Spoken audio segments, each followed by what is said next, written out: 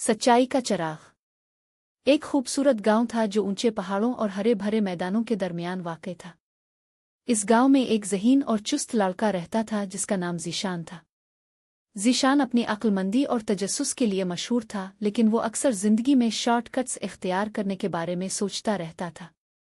इसकी वालिदा, जो एक नेक और समझदार खातून थी, हमेशा इसे नबी अकरम की ये हदीस याद दिलाती थी, सच्चाई नेकी की तरफ ले जाती है और नेकी जन्नत की तरफ। एक दिन ज़ीशान बाजार में जा रहा था कि इसकी नज़र एक दुकान के बाहर रखे हुए खूबसूरत सुनहरी चराग पर पड़ी। चराग की नफीस नक्शो निगार सूरज की रोशनी में चमक रहे थे और यूं लगता था जैसे इसमें कोई खास रोशनी हो। ज़ीशान ने दिल में सोचा, काश ये चराग मेरा होता।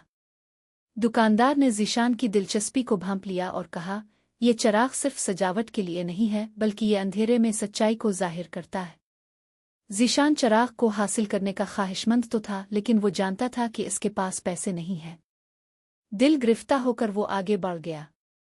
रास्ते में इसने एक बूढ़े फ़कीर को देखा जो दरख्त के नीचे सर्दी से कांप रहा था। फ़कीर ने ज़ीशान की तरफ देखा और कहा, बेटा, अल्लाह उन लोगों को नवाजता है जो ज़रूरतमंदों की मदद करते हैं। ज़ीशान ने कुछ देर के लिए सोचा, लेकिन इसे अपनी माँ की नसीहत याद आ गई कि हमेशा मेहरबान रहना चाहिए।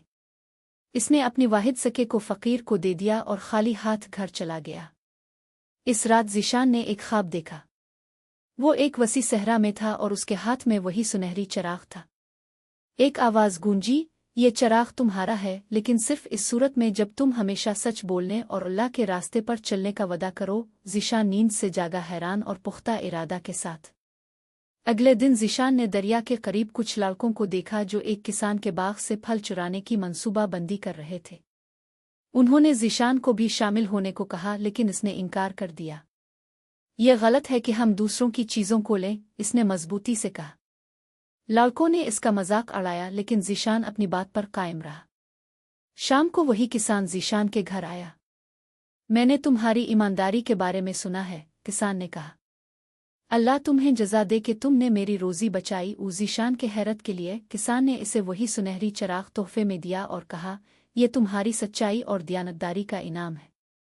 ज़ीशान ने चराग को हमेशा अपने करीब रखा, न सिर्फ एक शय के तौर पर बल्कि अपने वादे की याद दहानी के तौर पर। यह चराग इसके लिए एक रहनुमा साबित हुआ और इसे नेकी के रास्ते पर चलाया।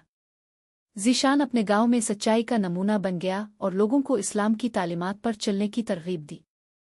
सुनहरी चराग सिर्फ एक चीज़ नहीं था, बल्कि ईमान, दयानतदारी और अल्लाह के अहकाम पर अमल करने से मिलने वाली बरकतों की अलामत था। ज़ीशान की ज़िंदगी इस बात का सबूत बन गई कि सच्चाई में कितनी ताकत है। वो अक्सर कुरान पाक की ये आयत पढ़ता था, और कह दो कि हक आ गया और बातिल मिट गया। बेशक बातिल मिटने ही वाला था। सूरा बनी इसराइल 81। इस दिन के बाद गांव खुशहाल हो गया, ना दौलत की वजह से बल्कि इस सच्चाई और एतमाद की बदौलत जो ज़ीशान ने गांव के लोगों में पैदा किया था।